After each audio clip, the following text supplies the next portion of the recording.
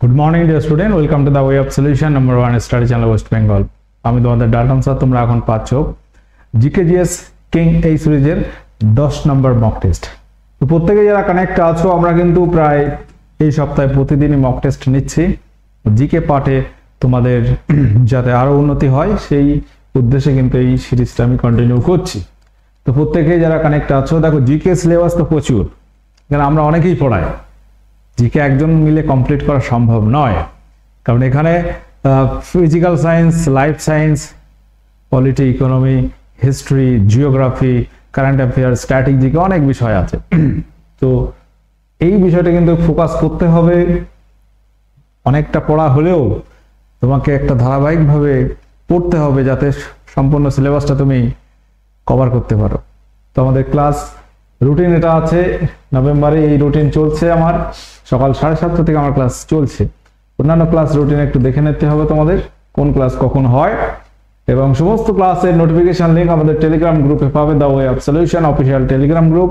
এবং আমরা যে পেড কোর্সগুলো করাচ্ছি TWS একাডেমি অ্যাপে, এই অ্যাপ খুললে তোমরা পেড কোর্স অপশানে গেলে নতুন ব্যাচ পাচ্ছ, কম্বাইন্ড ফাউন্ডেশন ব্যাচ 6.0 ভার্সন। এটা এই মাসে 11 তারিখ থেকে স্টার্ট হচ্ছে।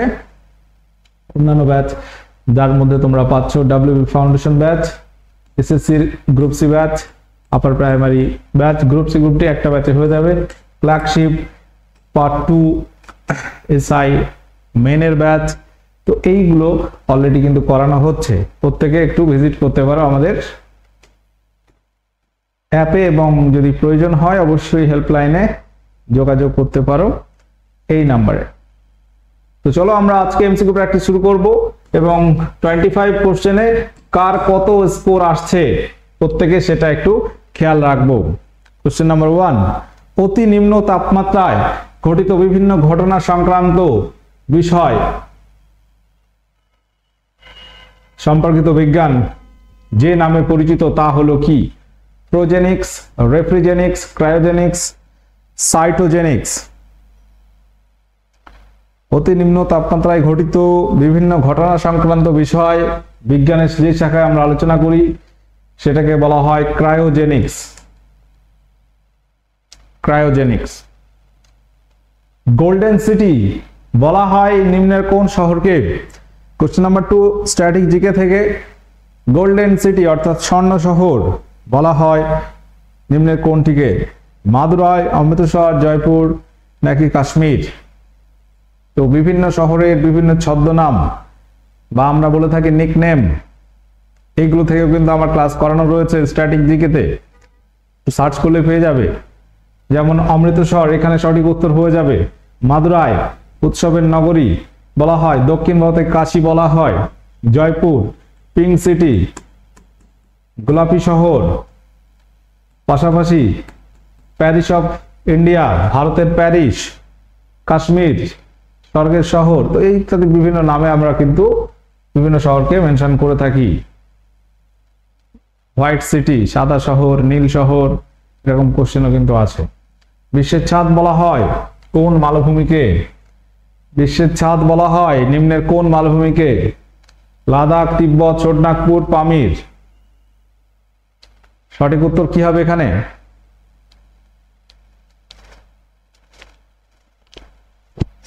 বিশ্বের ছাদ বলা হয় পামির মালভূমিকে। অপশন ডি সঠিক উত্তর হয়ে যাবে। পরবর্তী question, Mundra thermal power station এটি কোন রাজ্যে অবস্থিত? মুন্দ্রা থার্মাল পাওয়ার স্টেশন এটি কোন রাজ্যে অবস্থিত? গুজরাট, ছত্তিশগড়, বিহার নাকি মধ্যপ্রদেশ?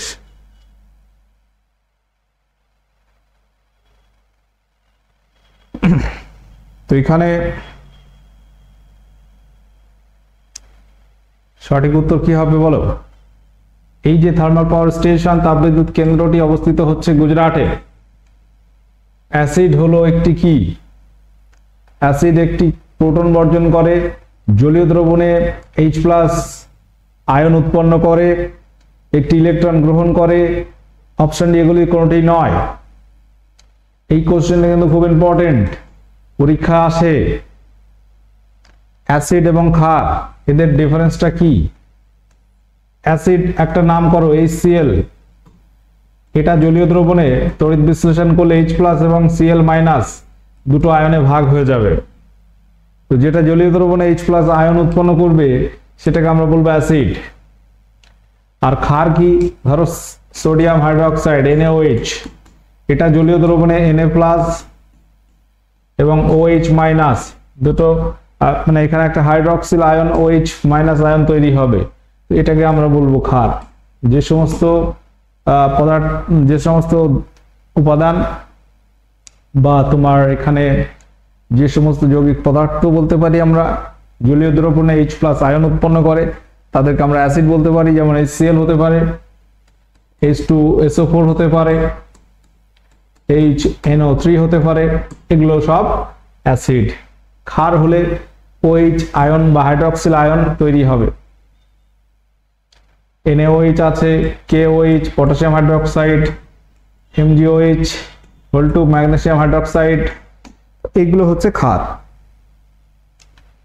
ইন্ডিয়ান নেভাল একাডেমি যেটি কোথায় অবস্থিত, যার সদর দপ্তর কোন শহরে বা কোথায় আছে? ইন্ডিয়ান নেভাল একাডেমি মানে নৌবাহিনীর হেডকোয়ার্টার বলা যেতে পারে। মুসৌরি, বিশাখাপত্তনম, মুম্বাই নাকি কোচিন? কোশ্চেন নাম্বার 6, সঠিক উত্তর কি হবে বলো? প্রত্যেকে অ্যান্সার করো, সকলের সেশনটি লাইক করো, শেয়ার করো। দেখো পড়াটা কি আমাদের কম্পিটিটিভ ফিল্ডে এসে এক পড়া কিন্তু বারবার পড়তে হবে, নয়তো ভুলে যাবে। অনেকে বলে স্যার পড়ছে একদিক থেকে আরেক দিকে থেকে ভুলে যাচ্ছি, তো বিষয়টা কিন্তু ওরকম নয়, যদিও তবুও ভুলে যাই আমরা। আমি যদি 1 মাস পড়া না পড়াই আমিও ভুলে যাব, তাই না? তো ডিটেলস থাকলে আমরা ভুলে যাব, ভুলতে শুরু করব। পুরোপুরি না ভুললেও কিছু কিছু তুমি কিন্তু ভুলে যাবে। তাহলে কি করতে হবে? বারবার রিভিশন করতে হবে, মাঝে মধ্যে রিভিশন করতে হবে। এবং এই যে কোশ্চেন আছে ইন্ডিয়ান নেভাল একাডেমি, যার অবস্থানটা হচ্ছে কোচিন। কোচিনটা কোথায়? কেরালা, কেরালা রাজ্যে, কেরালার Cochin. Question number 7, doctor Rajendra Prasad ভারতের প্রথম রাষ্ট্রপতি ছিলেন, তার সমাধিস্থল কোথায় অবস্থিত? নারায়ণঘাট, অভয়ঘাট, মহাপ্রয়াণ ঘাট, কিষান ঘাট। তো এই সমাধিস্থল নিয়েও কিন্তু আমার ক্লাস করানো আছে স্ট্যাটিক জিকেতে, প্রচুর ক্লাস করানো আছে। তোমরা যদি একটু খুঁজে বার করো ক্লাস সবই আছে, দেখবে। তো প্রত্যেককে আমি বলবো জিকে পার্টে উন্নতির জন্য তোমাদের আগে একটা প্ল্যান করতে হবে। তুমি যে পরীক্ষায় দাও না কেন জিকে তোমাকে পড়তেই হবে, ইতিহাস, ভূগোল, স্ট্যাটিক সব পড়তে হবে, সায়েন্স পড়তে হবে। তো তোমাদের প্ল্যানটা কি হবে? প্ল্যানটা একটু বলি। জিকে যে সাবজেক্টগুলো আছে তোমাকে আগে সাবজেক্ট লিখতে হবে। সাবজেক্ট লিখলে, ধরো ইতিহাস তুমি পড়বে, তাহলে ইতিহাস একটা সাবজেক্ট। এবার কি হবে? সাবজেক্টের পরে তুমি চ্যাপ্টার লিখবে, চ্যাপ্টারটা লিখতে হবে। তাহলে হিস্টোরি, জিওগ্রাফি, পাশাপাশি তুমি পাচ্ছ পলিটি, ইকোনমি, অনেক বিষয়। আমি আর এত লিখছি না, জাস্ট একটু ধারণাটা বলে দিচ্ছি। তো তোমার টার্গেট হবে জিকে সাবজেক্ট লিখলে এবং চ্যাপ্টার লিখলে। সাবজেক্টের পর চ্যাপ্টার লিখবে। ধরো ইতিহাসে প্রাচীন যুগ, মধ্যযুগ, আধুনিক যুগ। প্রাচীন যুগে ধরো 10টা-12টা চ্যাপ্টার আছে, মধ্যযুগে 7-8টা চ্যাপ্টার আছে, আধুনিক যুগে ধরো 10টা-12টা চ্যাপ্টার আছে। ওই চ্যাপ্টারগুলো আগে লিখতে হবে এবং তোমাকে একটা খাতায় করতে হবে বা একটা ডায়েরি করবে ছোট, শুধু সিলেবাসটা লেখার।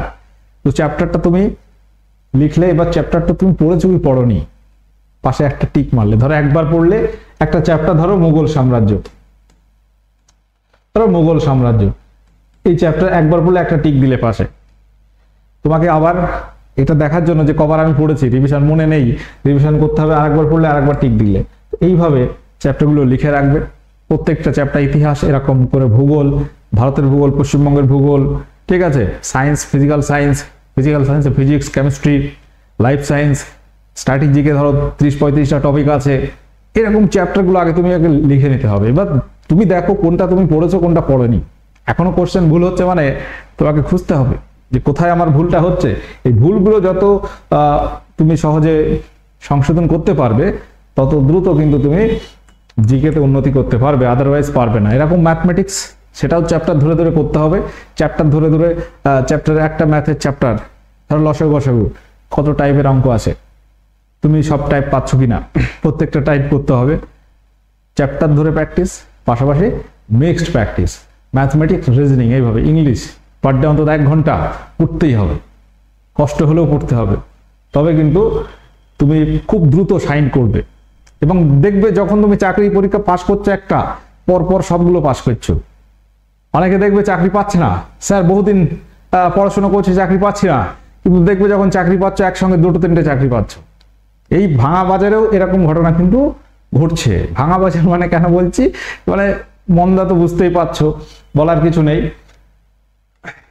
যখন তুমি রেডি হয়ে যাবে তখন দেখবে যে পরীক্ষা তুমি বসছো সেটাই তুমি সাকসেসফুল হচ্ছ।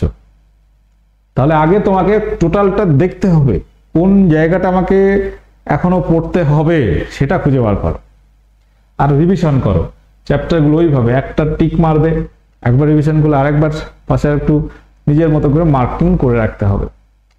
আচ্ছা, এই একটা কোশ্চেন বলতে গিয়ে অনেক কথা আমরা চলে গেলাম। তো এরকম সমাধিস্থল অনেকগুলোই আছে, এখানে তো অল্প কয়েকটা আছে। বিজয়ঘাট, যেখানে লাল বাহাদুর শাস্ত্রীর সমাধি আছে, কিষান ঘাট, চরণ সিং, রাজঘাট, মহাত্মা গান্ধী, ইন্দিরা গান্ধী শক্তিস্থল, জওহরলাল নেহরু শান্তিবন, এগুলো কিন্তু ভেরি ভেরি ইম্পর্টেন্ট। এই 5টা-6টা অবশ্যই মনে রাখতে হবে। নোংরা পাত্র পরিষ্কার করার জন্য এখানে বলতে হবে কোন অ্যাসিড ব্যবহৃত হয়।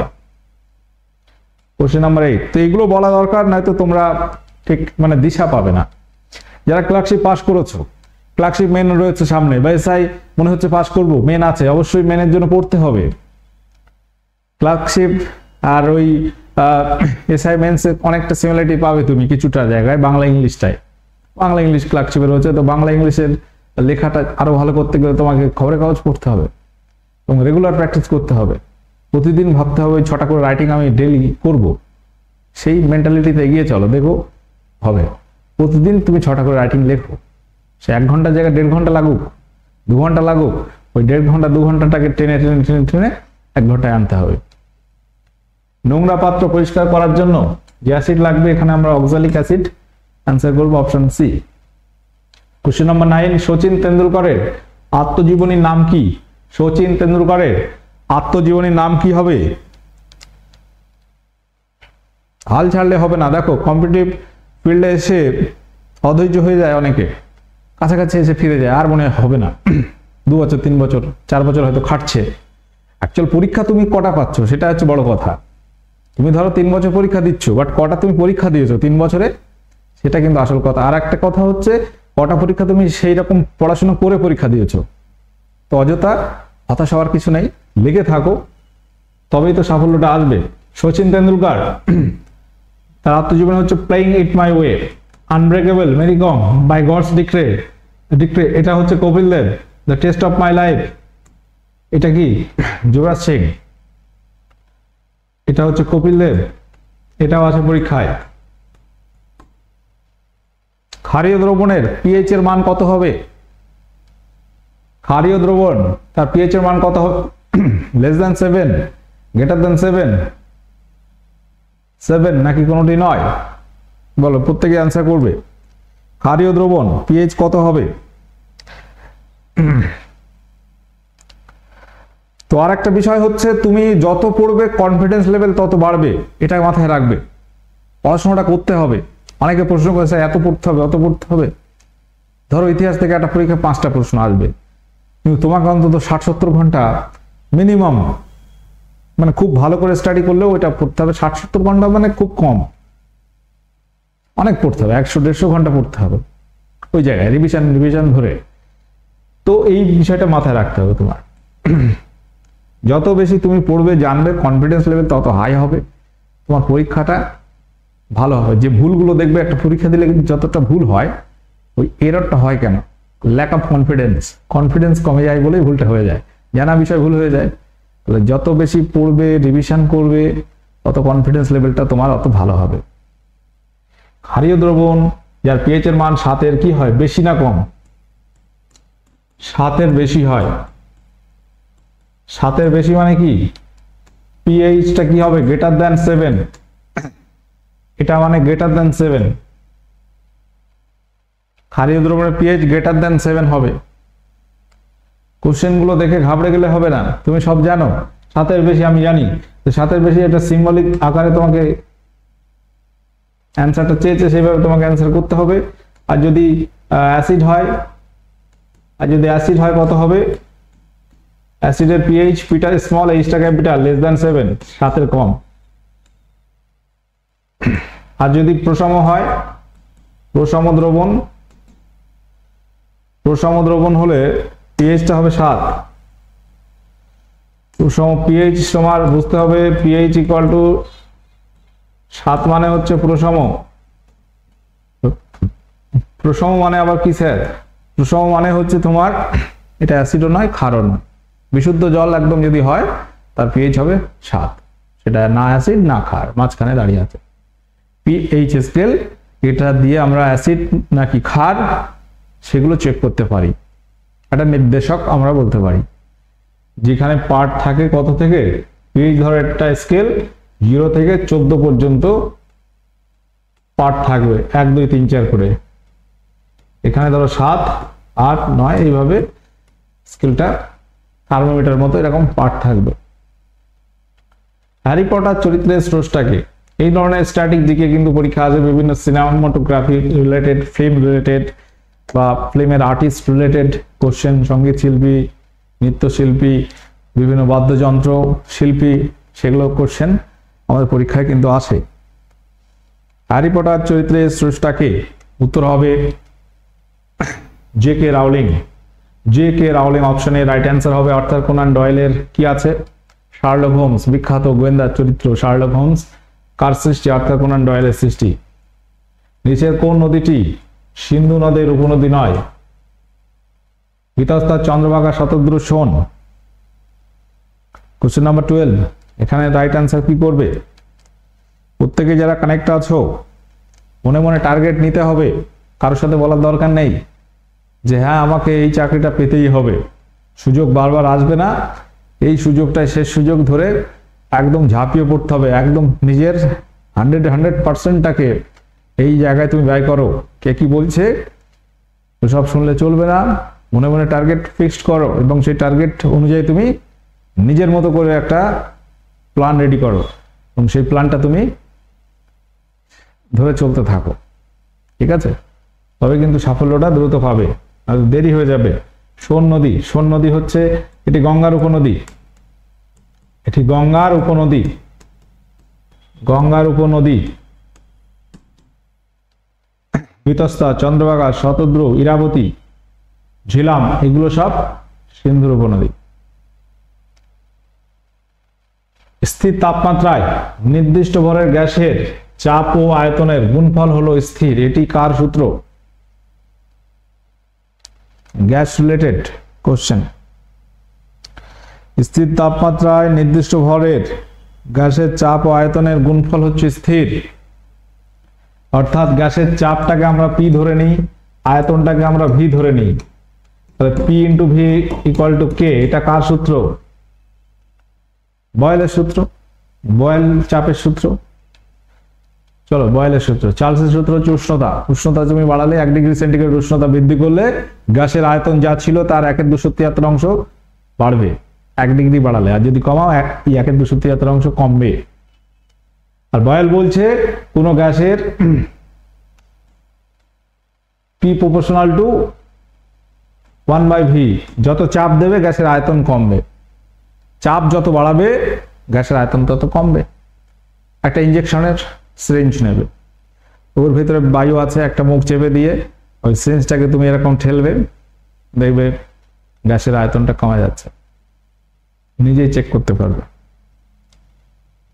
তো এটা থেকে আমরা এটা পাচ্ছি, যেখানে কে হচ্ছে ধ্রুবক। এটা হচ্ছে কার সূত্র? এটা হচ্ছে বয়েলের সূত্র। একটি পরমাণুর সুস্থিত নিউক্লিয়াসকে ভাঙা যায়, এই কথা প্রথম কে বলেন? নিউক্লিয়াসকে ভাঙা যায়, দিয়ে নিউক্লিয়াস ভেঙে কি হচ্ছে? বিভিন্ন বোম, পারমাণবিক বোমা তৈরি হচ্ছে, নিউক্লিয়াস ভাঙা হচ্ছে, সেখানে নিউক্লিয় বিস্ফোরণ হচ্ছে, পারমাণবিক বিস্ফোরণ, যেটা বলা হয় নিউক্লিয় বিভাজন। নিউট্রন দিয়ে আঘাত করলে একটা পরমাণু নিউক্লিয়াস ভেঙে যেতে পারে, দিয়ে দুটো প্রায় ক্ষুদ্র ক্ষুদ্র নিউক্লিয়াসে পরিণত হবে। ওকে, তো এই নিউক্লিয়াসকে ভাঙা যায় প্রথম বিজ্ঞানী রাদারফোর্ড প্রমাণ করেন পরমাণু নিউক্লিয়াস আছে এটা প্রমাণ করেছেন রাদারফোর্ড। নিউক্লিয়াস কি ভাঙা যায় এটাও রাদারফোর্ড প্রথম প্রমাণ করে। কোশ্চেন নাম্বার 15, গ্যাসের সমীকরণ PV = nRT। এটা আদর্শ গ্যাসের সমীকরণ। একটি আদর্শ গ্যাসের সমীকরণ যেখানে ভি আয়তনটা হলো n মোল গ্যাসের, যে কোনো ভরের গ্যাসের 1 মোল গ্যাসের নাকি 1 গ্রাম গ্যাসের। আদর্শ গ্যাস কি? যে গ্যাস চার্লস বয়েলের সূত্র মেনে চলে তাদেরকে আমরা আদর্শ গ্যাস বলি। আর যে গ্যাস মেনে চলে না আদর্শ গ্যাস বলবো না। বাস্তব গ্যাস যেগুলো আমরা দেখি, carbon die oxide, hydrogen, oxygen, এগুলো চার্লস বয়েলের সূত্র মানে না, এগুলোকে রিয়েল গ্যাস বা বাস্তব গ্যাস বলা হয়।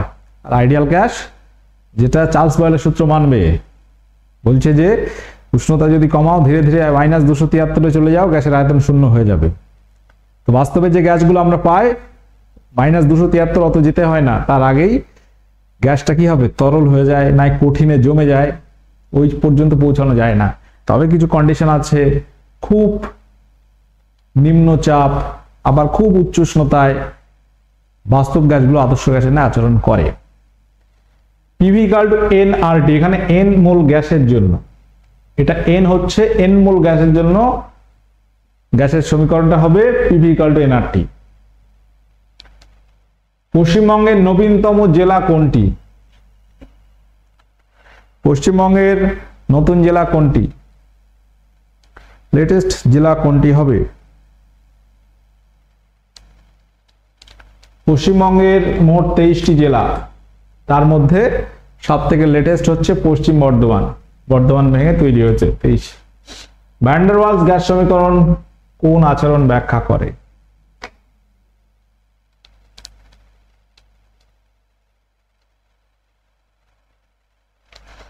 ভ্যান ডার ওয়ালস গ্যাস সমীকরণ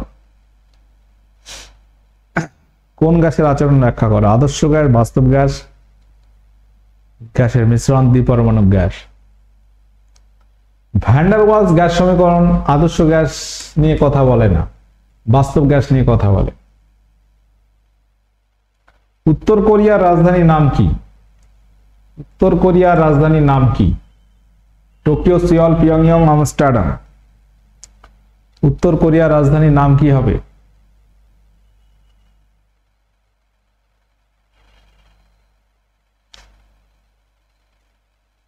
বিভিন্ন দেশের রাজধানী রিলেটেড কোশ্চেন আসে। পিয়ংইয়ং। দক্ষিণ কোরিয়া হলে সিওল। দক্ষিণ কোরিয়া। টোকিও হচ্ছে জাপানের রাজধানী। আমস্টারডাম হচ্ছে নেদারল্যান্ডের রাজধানী।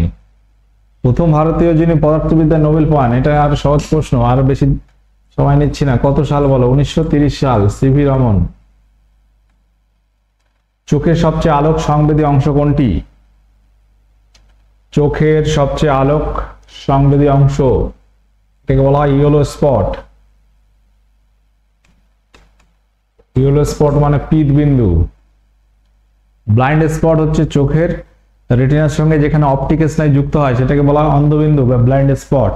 আর ইয়েলো স্পট হচ্ছে যেখানে সবথেকে বেশি আলোক সংবেদী অংশ, ইয়েলো স্পট বা পিত বিন্দু বলা হয়। আচ্ছা, আমাদের যে সমস্ত ব্যাচ আমরা করাচ্ছি, WBSSC group C, group D, upper primary TET batch, flagship, descriptive, KP foundation batch, SI mains batch, combined foundation নতুন ব্যাচ, এটা শুরু হচ্ছে। যারা নতুন স্টুডেন্ট আমাদের সঙ্গে যুক্ত আছো, কোনো ব্যাচ নাও নি, অবশ্যই এই ব্যাচটা নিতে পারো, যে কোনো পরীক্ষার জন্য হেল্পফুল হবে। দেখো, একটা সিস্টেমে তোমাকে আসতেই হবে। তুমি আমাদের কাছে না বললে অন্য কোথাও একটা পড়তে হবে, এবং আমরা অবশ্যই সাজেস্ট করবো কোথাও একটা গাইডেন্স তুমি থাকো। ঠিক আছে? শুধু বাড়ি বসে নিজের মতো পড়লে হবে না বলবো না, নিঃসন্দেহ হবে, কিন্তু কি হবে, দিশেহারা হয়ে যাবে একটা সময়, তাল পাবে না। কারণ কম্পিটিটিভ সিলেবাস এতটাই বড় যে তুমি মানে শেষ পর্যন্ত তালটা ঠিক রাখতে পারবে না। যে কোনো একটা গাইডেন্সে থাকা তোমার জরুরি আছে। যে কোনো শিক্ষক, সে অফলাইন হোক অনলাইন হোক, বর্তমানে অনলাইন সুবিধা আছে, বাড়ি বসে তুমি পেয়ে যাচ্ছ। আমাদের কি আছে, সিলেবাস প্রত্যেকটা সাবজেক্ট আলাদা করা আছে। তুমি সায়েন্সের ক্লাস পাচ্ছ পরপর চ্যাপ্টার ভিত্তিক, প্রত্যেকটা চ্যাপ্টার এখানে তুমি পাবে, পিডিএফ পাবে, নোট পাবে। ঠিক আছে? তুমি একটা প্রপার ওয়েতে পাবে এবং প্রপার টাইমের মধ্যে আমরা কমপ্লিট করব, যেটা তোমাকে হেল্প হবে। রেগুলার একটা পড়াশোনার মধ্যে তুমি যখন থাকবে 4 মাস 5 মাস, তোমার একটা পড়ার অভ্যাস তৈরি হবে। মেন জিনিসটা হচ্ছে অভ্যাসটা তৈরি করা। তোমাকে 6 মাস 1 বছর টানা পড়তে হবে, হ্যাঁ, তারপর কিন্তু ব্যাপারটা তুমি আয়ত্ত করতে পারবে, নয়তো হবে না। আজকে 2 ঘন্টা পড়লাম, কাল 1 ঘন্টা পড়লাম, ওইভাবে কিন্তু কম্পিটিটিভ হবে না, সেদিন আর নেই। আচ্ছা, আমাদের শুধুমাত্র আলাদা আলাদা ব্যাচও পাচ্ছ, জিকের ব্যাচ, শুধু ম্যাথের ব্যাচ পাচ্ছ, শুধুমাত্র রিজনিং এর ব্যাচ পাচ্ছ, শুধুমাত্র ইংলিশের জন্য ব্যাচ পাচ্ছ। টক স্বাদ পাওয়া যায় জিভের কোন অংশে? টক স্বাদ, তো স্বাদ মূলত 4টি: টক, মিষ্টি, নোনতা এবং কি তেতো। টক, মিষ্টি, নোনতা, তেতো। ঝালটা কোনো স্বাদ নয়। একটা কাঁচা ঝাল নাও, দিয়ে জিভে দাও, জ্বালা করবে, একটা ফ্লেভার পেতে পারো, সেটা আলাদা কথা। কিন্তু তুমি হাতের যে কোনো একটু ঝাল লেগে গেলে দেখবে সেখানেও জ্বালা করছে। ঝালটা কিন্তু কোনো স্বাদ নয়। সামনের অংশে কি পাবে? মিষ্টি পাবে। পিছনে কি পাবে? তেতো। দুই পাশে কি পাবে? টক। মাঝখানে কি পাবে? নোনতা। এই হচ্ছে স্বাদ। আমাদের জিভে 7 ক্রোক আছে। এই 7 ক্রোক স্বাদ আমরা বুঝতে পারি কোন কোন অংশে কোন কোন 7 ক্রোক থাকে। টকের জন্য 2 সাইডে থাকে, পিছনে তেতো থাকবে, সামনে মিষ্টি, মাঝখানে নোনতা। পরম শূন্য তাপমাত্রায় প্রত্যেক গ্যাসগুলির আয়তন কি হয়? তো গ্যাসের কয়েকটা প্রশ্ন এখানে আছে। পরম শূন্য উষ্ণতা মানে কোন উষ্ণতা? -273 ডিগ্রি সেন্টিগ্রেড। সেন্টিগ্রেড স্কেল, এটাকে আমরা 0 কেলভিন ধরে নিই। কেলভিন স্কেলে এখান থেকে তৈরি হচ্ছে।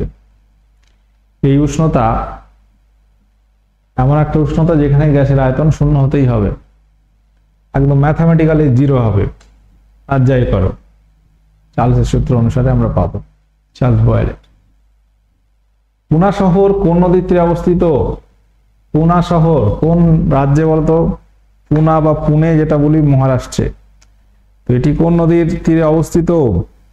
মুলা, মুথা, গোদাবরী, নর্মদা, কৃষ্ণা। সঠিক উত্তর কি হবে? উত্তর হবে মুলা এবং মুথা নদীর সঙ্গমস্থলে অবস্থিত। এসএস অন দ্য গীতা বইটির লেখক কে? খুব ইম্পর্টেন্ট কোশ্চেন, পরীক্ষা আসে। এসএস অন গীতা রাজা রামমোহন রায়, শরৎচন্দ্র চট্টোপাধ্যায়, কেশবচন্দ্র সেন নাকি অরবিন্দ ঘোষ? অপশন ডি যারা করেছো তোমাদের অ্যান্সার সঠিক হয়েছে। অরবিন্দ ঘোষ হচ্ছে লেখক। অরবিন্দ ঘোষের বিখ্যাত বই আছে লাইফ ডিভাইন, ওটা কিন্তু পরীক্ষা আসে। লাইফ ডিভাইন ওইটি কার লেখা? অরবিন্দ ঘোষ রচিত।